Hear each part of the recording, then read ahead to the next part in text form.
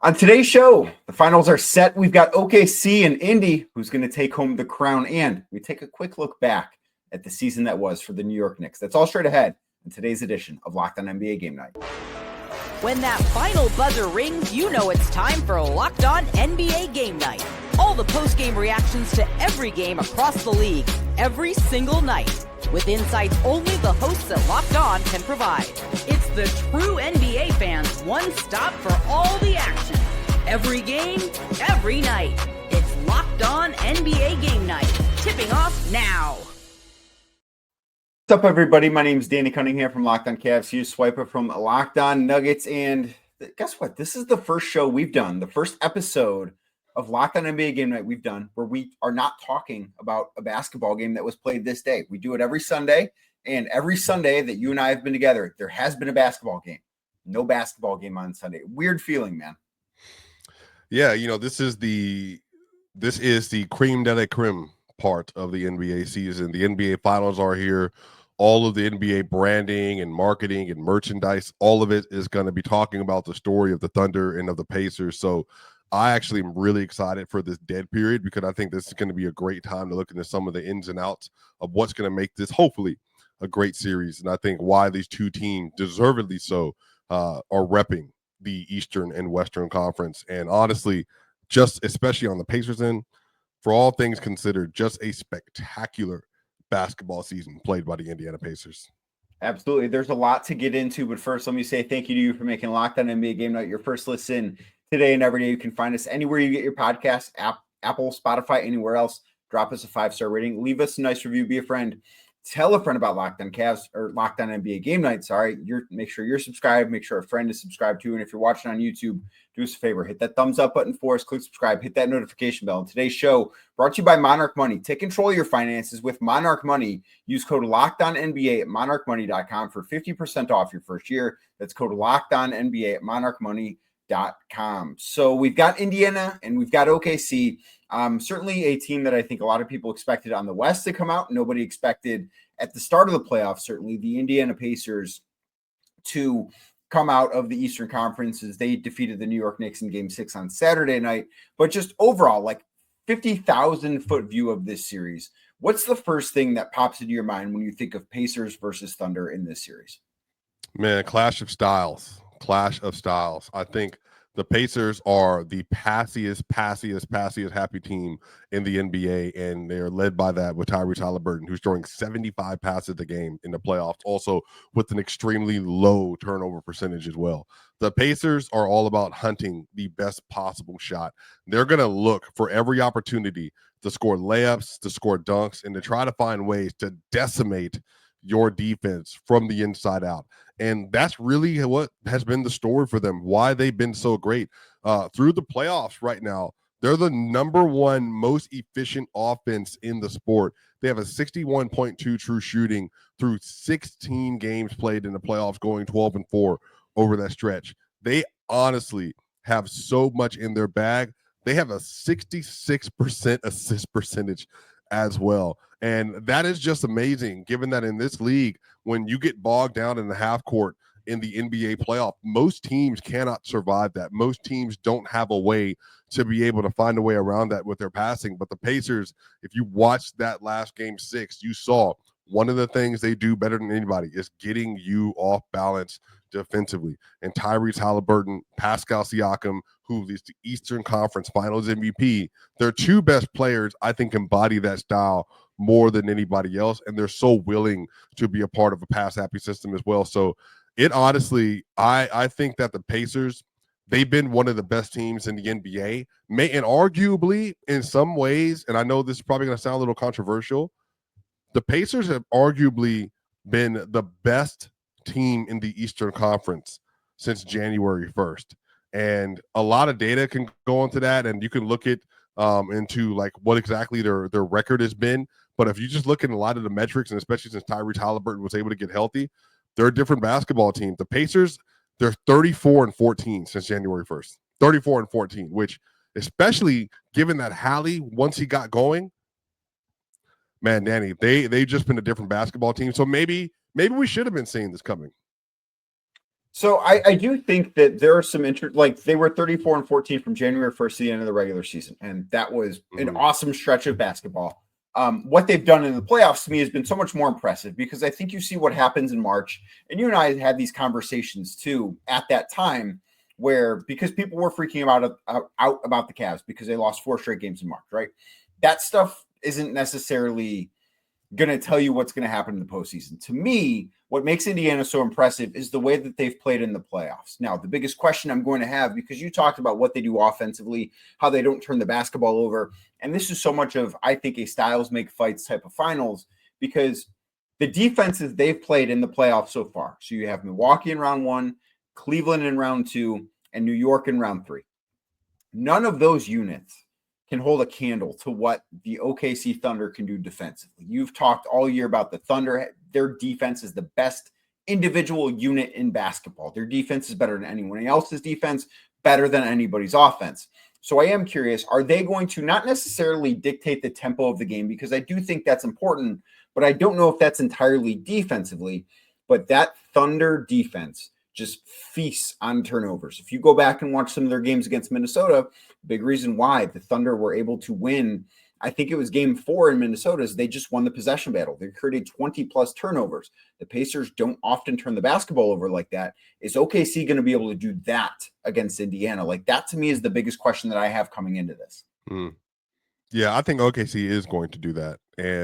But that's just because OKC, when we get older, Danny, and even maybe as soon as the next few years, because this season from OKC may never happen again. Like, you catching lightning in a bottle twice, it's always difficult. We thought the Celtics would do this. We thought Denver would do this. We thought the Bucks would do this. We thought the Warriors might be able to do it. OKC in 2024-25 probably has the most dominant, and maybe if you feel uncomfortable with the best, they have the most dominant defense that we've arguably ever seen. And the turnover ratio that swings OKC's way in the playoffs, they have created more turnovers than their opponent than any other team in playoff history. Like, they're a different kind of machine. They're a different kind of defense. So that's why sometimes when we talk about it, I think we get so lost on like, well, what about like 03 Spurs, 04 or 05, those Detroit Pistons team, that 08 Celtics team. We look at those Golden State Warriors years, like they got great defenders, like no doubt. But like, this is a different kind of like breed of defense. And honestly, in the playoffs, they already got elite defenders. You can put Chet Holmgren at the top of the list if you want, but it might be Alex Caruso. Just having that kind of versatility from a 6'5" guard that's able to do all of the things that he does and also play as physical as he does, they're going to force Indiana in some really bad positions. But if they can keep their turnovers low, which is going to be completely dependent on them, they can stay poised, they can run in front in transition, they can get stops on the other end, then you know what? They could end up surprising a lot of people. And I'm not picking this right now, but there's a world where I think Indiana can push this to 6. Maybe. There's a world where they may be able to push this to 7. Now, am I banking on that? No. I think this is more so going to be closer to a 4-0, 4-1 series for OKC. But that doesn't mean that Indiana can't do it. But if you ask me based on probability and play style, I think OKC, this is like a historic season from them in just how dominant they are on that end of the basketball. I mean, they were the number 1 defense in basketball by a wide margin over the Orlando Magic, who were number 2. They allowed 106.6 points per 100 possessions in the regular season. They had a net rating of 12.7. Like, we shouldn't be looking at this. You shouldn't have to apologize like best, most dominant, whatever, because this team is historically good. And maybe we haven't given them the credit for being historically good the entire time. And part of it is they didn't have the best record in basketball all season long. There were 2 other teams that won 60 plus games. So like, I kind of get maybe overlooking that, but they won 68 games. They have been dominant defensively from start to finish. Go look at what the league average defense is. Like the Toronto Raptors, they were 15th in defense this year, 113.6 defensive rating. The Thunder were 106.6. That is such a wide gap between 1 and 15. They were dominant most dominant. Like, that's probably a different discussion for a different day. And Mm-hmm. I don't know if it's all on the Indiana Pacers to not turn the basketball over, because I think Yeah. so much of it is, it's not as if the Thunder just capitalize when teams get lazy or make unforced errors. The Thunder go out there and create their own turnover opportunities. And I think that is one of the things that, how is Indy going to prevent that as opposed to just don't turn the basketball over? Yeah, and again, that's going to be the story. Rick Carlisle and Pascal Siakam, Tyrese Haliburton. But again, Nembhard, Neesmith, Miles Turner. This is going to be about catching the right momentum in those games. And especially if they can find a way to split 1-1 OKC and then go back to Indiana with an opportunity to get 2-2 or 3-1, that's going to be the story. I think they're going to have to win one at home. But again, a lot of that's going to be how hot is their shooting going to be, because OKC, what they will do, they will give up open shots. But I think so far in the playoffs, whether it's the Wolves, the Nuggets, or the Memphis Grizzlies, they have not had the ability to consistently make them pay for overloading, especially on a lot of these drives. So we'll see, but there is a path, and I'm actually really excited to see how the Pacers try to solve that problem. I think there's one thing that's going to happen for the Pacers if they are going to solve that problem. We'll talk about that next, right here on Locked On NBA Game Night. Today's show brought to you by Monarch Money. Do you ever check your bank account and wonder, where did all my money go? Between dining out, online shopping, entertainment, it can be easy to lose track of all that cash. But that's where Monarch Money comes in, because they'll be your personal CFO, giving you full visibility and control over your finances. Monarch Money, not just a budgeting app either. It's a complete financial command center where you can track all your accounts, investments, and spending right in one place. You can stop just managing your money and you can start building your wealth. Instead of juggling multiple apps, you can use Monarch to check your finances, track spending, even plan for some of those long-term goals that I know you have. And managing money with your partner smoother than ever. You can track shared and personal accounts, set goals, and stay on the same page without all the stress that you might think comes along with it. So take control of your finances with Monarch Money. Use code LOCKEDONNBA at monarchmoney.com. That's code LOCKEDONNBA, LOCKEDON. NBA at monarchmoney.com for 50% off your first year. Again, monarchmoney.com, code LOCKEDONNBA for half off your first year. Thank you again for making Locked On NBA Game Night your first listen today and every day. Like I said earlier, you can find us anywhere you get your podcasts, Apple, Spotify, or anywhere else. And Swipa, the number one thing that I think needs to happen for the Pacers to maybe not even win this series, but find a way to push this series longer. And I think there are some things that if this goes long, you start to see the Pacers have some advantages. But I think Tyrese Haliburton needs to be an aggressive scorer, more so than we're used to seeing him in this series, partially because we see that Thunder defense create so many turnovers. And part of the beauty is it kind of can force teams to go into isolation mode. But I think Tyrese needs to come in game one, game two, like early in these games. He needs to be a tone setter scoring the basketball as opposed to finding ways to get his teammates involved. He does a great job as far as guards go, one of the best at getting his teammates involved. But I think this is probably a situation where he's going to need to be a little bit more aggressive, finding shots for himself early on and making OKC react to him that way, and then finding ways to get the other guys on the Pacers involved. Yeah, that's tough, man, because Tyrese so far in the playoffs, 18.9 points per game, 9.8 assists, 5.7 rebounds. Tyrese Haliburton has 2 games with less than 10 points, 3 games with 10 or less points this playoffs, and he only has 3 games with 30 or more, and in these cases has 31 or more. And then on top of that, 1, 2, 3, 4, 5 games he's had scoring between 20 and 26 points. Everything else is in the teens. So Tyrese Haliburton is not a big shot volume guy. He's taken 23 shots twice so far in this playoffs. He's only taken over 19 shots in a playoff game just 3 times so far.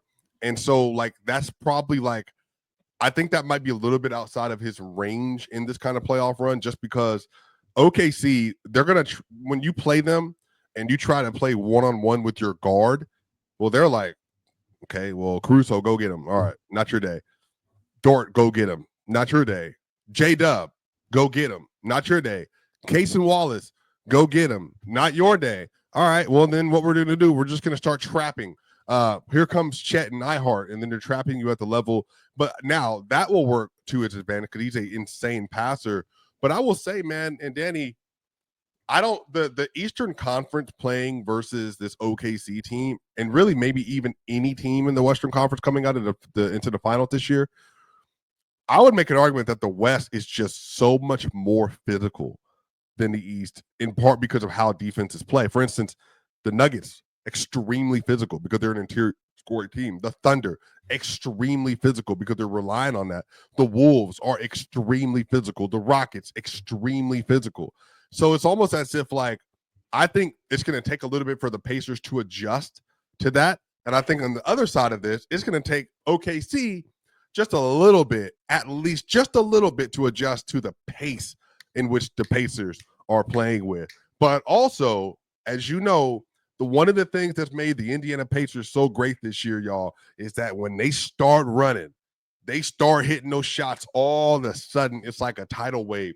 And Danny, it is going to be instrumental that even beyond the SGA Hallie matchup, in terms of playing to the best of your ability versus the other defense, it's really a lot of this going to come down to, can the Pacers sustain waves and waves of defensive pressure by offsetting it with really, truly tremendous shot making from Nesmith, from Hallie, from Pascal Siakam, from Benny off the bench, TJ McConnell even at times, Obi Toppin, Miles Turner, Thomas Bryant. They have shooters, but those shooters, they're going to need to be able to live up to the moment. And if they do, Danny, then you know what? All of a sudden, we got a completely different series. Yeah, and I do think that's one of the things. You look at part of the reason why the Pacers are in this spot is because they've been the best three-point shooting team in the playoffs so far. They're shooting over 40% in their 16 playoff games. It has felt like at times they can't miss. And the Thunder in the regular season, maybe not great at defending in terms of how many wide open threes they got. I think teams didn't maybe shoot as high of a percentage as you would think. And there's some reasons for that, like those wide open threes might not always be in rhythm. In the postseason so far, the Thunder allowing 33.1% by their opponents on three-point shots. Are the Pacers, like, if the Pacers just shoot 50%, anything's possible. Like, they can, if they have 4 games where they shoot 50% from three and they generated enough of them, it's not as if they're a low volume team. They're not a super high volume team like the Boston Celtics, but they're not a low volume team either. If they shoot the basketball as well as they have, they're going to have a fighting chance in some of these games at the very least, if not win them. So whether or not they can keep that up, I don't know. Like, is Nesmith going to be able to shoot the way he has been? Andrew Nembhard, who historically not a great three-point shooter, but has shot the basketball very well in these postseasons. Is Tyrese Haliburton going to take enough of them? That's one of the areas I look at and say, okay, that's where he can be more aggressive in finding his own shot, because he is a very, very good three-point shooter. And we've seen him in these playoffs at times where he can just go get white hot all of a sudden and take over a quarter because he makes 5 threes in that quarter. Can he do that? Can you have a quarter like that in the first 2 games against the Thunder? If so, you feel much better about the Pacers finding a way. The pace thing that you bring up, I think, is the key to the series on the other end. Because that is, you know, you call the Thunder defense the most dominant individual unit. I think the way the speed, or maybe tempo is probably a better way to describe it, that the Pacers play with is the most unique thing in this playoffs. Like, all of these other teams, they're not all copies of each other. But I don't know if any other team in the playoffs that was in the playoffs this year has something that stands out, like has a trait that stands out about them so much as the tempo that the Pacers play with. Yeah, that's tough. I think that they will have opportunities, but some of this is those non-starter minutes. Because you know what, one of the funny stories of the year has been, I don't think people quite, if you're not as plugged into OKC fans, they notice. I mean, they're complaining about this. OKC's starting lineup, like, they have a cleaning the glass, a plus 2.3 net rating. But you know what? The only reason that's still in the positives, Danny, because of the Memphis Grizzlies series. That unit has lost its minutes in the second round, got destroyed in the third round. But what won them those series was the depth that they had. And that's what I'm kind of coming around on when it comes to this. You know, the Pacers, they probably can start really well. I could even see there's some games, maybe two, Danny. The Pacers got a 25-13 lead out of nowhere.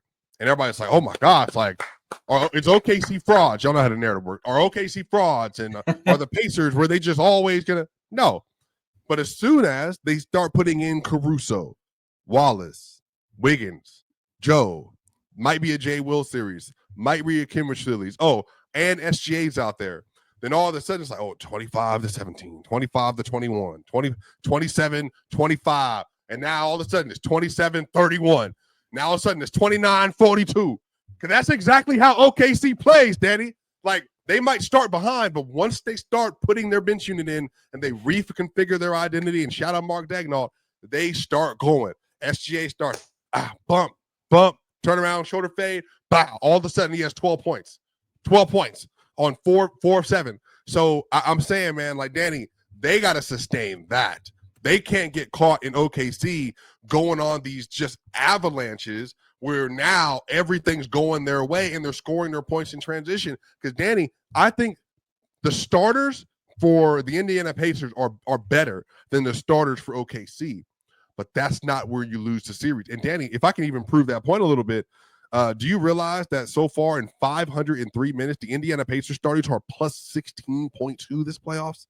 That's pretty good. Plus 16 in the playoffs? That's insane. Like, and their defense, y'all, has been really good in that stretch as well. Indiana, 122.9 offensive rating with a 106.7 defensive rating. I mean, they're doing their job. But, again, it's just that's why they're 12-4 so far. You have to be able to find ways to stabilize runs. And if the Pacers, Danny, if they can do that versus OKC, hey, I will be a very, very glad basketball fan. Well, we are going to have to see. That's certainly going to be one of the keys to that series. Do you have a prediction? Have you come around to who's going to win how many games yet? I mean, I'm leaning OKC 4-1, you know, but but again, I also don't want to do that too. Because the Pacers have a chance. And Pacers fan, please don't hear me say this. Like, please don't tell Caitlin Cooper on me too. I love Caitlin Cooper's work. I think they have a path. I really, truly do. But my first instinct is telling me OKC is just that much better than them. But like I said, this could just be the year of Indiana. It could just be, Danny. It could be. They have looked like a team of destiny all throughout the postseason so far. We'll see if that keeps up in the finals. I'm going Thunder in 5 as well. I just think that team has been the best team in basketball all year, and I don't think that's going to change now. But one final team saw its season come to an end. The New York Knicks. They're not playing basketball anymore. We're going to grade their season, talk about what went right, what went wrong next right here on Locked On NBA Game Night.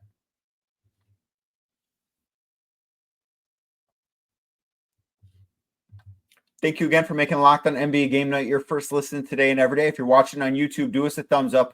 Do us a favor, hit that thumbs up for us. Click subscribe, hit that notification bell so you don't miss the latest content from us. And, of course, because we're talking about the Indiana Pacers in the finals, we have to talk about the New York Knicks, who were eliminated the other night. They lost Game 6 in Indiana to see their season come to an end.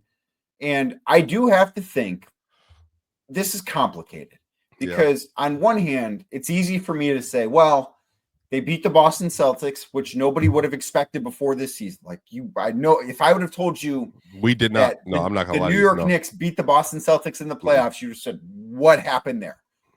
So it's hard for me to say, oh, this was anything other than a success. But in the same breath, when you trade for Karl Towns, when you send out 5 first-round picks to get Bridges, when you have this roster that you think is a championship caliber roster, and you have home court advantage in the Eastern Conference Finals, and you're going home before the NBA Finals start, I also think that's hard to say, yeah, this was still a real success. Just where do you come out on all this? Oh, I mean, it's an A for me. You know, I think, Danny, that if you ask Knicks fans before the season started, a lot of them felt like, hey, we're going to be a top 4 team, which they were. They were number 3. But we can't beat Boston. I mean, I talked to Knicks, people that work at Knicks media. They said the same thing. We can't beat Boston. So we don't want to see Boston. Okay, they're up. But then the Knicks play versus Boston, and they get up 3-1 with Tatum playing. Now, granted, he goes down with 3 minutes left, I think, in the game. They were up. Now Celtics were down 9 by that point. They beat Boston, Danny. And then now they're in a competitive series with the Pacers. The Pacers are just a better basketball team, though. And I think they're better coached as well this year. Brunson has a great series. He's 30-7 in that series, 31-7 on really good efficiency, 63 true shooting. So, Danny, it's like Karl Anthony Towns to make second team All NBA. Jalen Brunson, second team All NBA, I believe. Like, you get 2 All NBA players, Danny, okay? You make it to the conference finals. You beat the Boston Celtics. You're up 3-1 in that series. And then, like, sorry, they get one. Karl Towns made third team All NBA this year. Yes. So they have 2 All NBA looking players. that up. But still, like a top 15 season in basketball. They're 2 guys that had top 15 seasons in basketball. Who, if I never thought that was on the table for them. And it happened. So, like, how else would that not be an A, Danny, I guess, other than people that thought they could win a ring?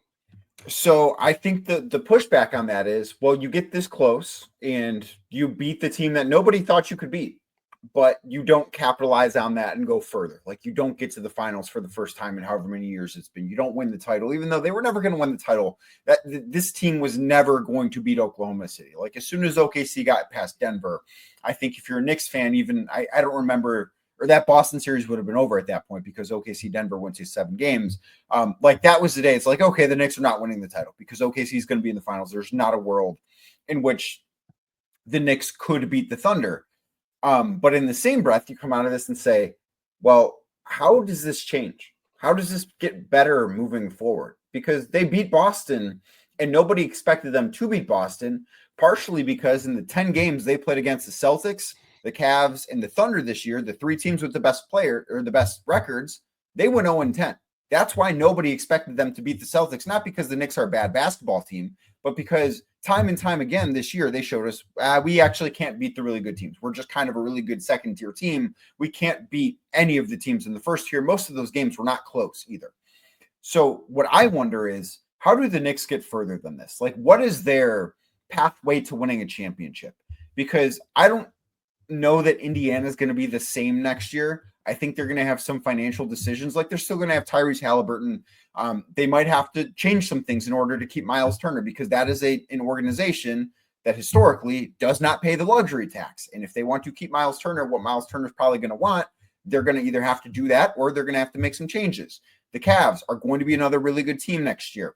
The Celtics are going to take a step back, but OKC is not going anywhere. Like, if you're the Knicks, how does this lead to a title? Like, are you actually, despite the fact you went to the conference finals, closer to winning a title than you were before you traded for Karl Towns, before you traded for Mikal Bridges? Yes, but it's not about, and maybe Danny, you can speak to this as well. Cleveland's close to winning a title. The team's better. Great team. They have to do it in the playoffs, though. Like, that's, yeah, they have and I think the Knicks are going to be in maybe a little bit of a different spot than Cleveland, because the Knicks didn't have some great regular season. Like, they won 51 games. It was fine.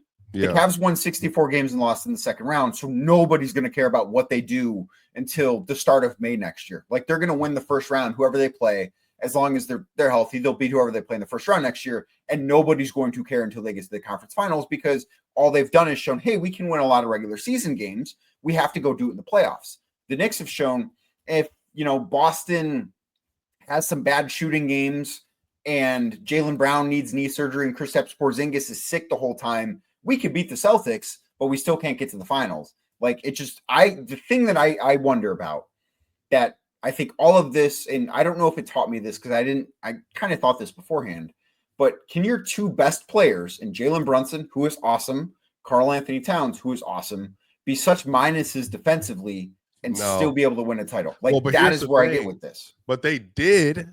Well, what game was that where Karl really locked in? They ran the all defense lineup. That game 3? I want to say that was game 3 when they ran them out. Won, yeah. That was when Jalen Brunson was on the bench in the fourth quarter. Yeah. The reason why they won is because Jalen Brunson was in foul trouble. Right. But the thing about Karl, and now Knicks fans are kind of, not just Knicks fans, but media, like, oh, they need to trade Karl Anthony Towns. Is like, or he can just get better at doing some of the things he doesn't do well. Like he just has lapses defensively where he just completely just loses it, and he's not engaged enough. So if he can fix those things, but here's the thing, I don't think Karl Anthony Towns' defense was it was one of, but it's not the only reason you lost to the Pacers. You also just couldn't put lineups out there consistently that could compete with the Pacers. They were finding minutes for Thomas Bryant in game 6, hitting clutch threes. Neesmith turned his ankle and was cooking in the first game of that series. Hallie was going nuts. Pascal was unstoppable for a large portion of that series. Nembhard was going crazy. If anything, Josh Hart became a complete negative offensively, and I love Josh Hart. He's one of my favorite players in the league. They couldn't have him out there. He couldn't do anything for them outside of directly standing in front of the basket. So there are several reasons why they lost. Now, if they were to upgrade from Josh and Mikal, and they put those two together or put something else together to get another kind of player to fit that role better, then yeah. But I think Josh needs to make improvements as an offensive player. I think Karl Anthony Towns needs to be committed to defense.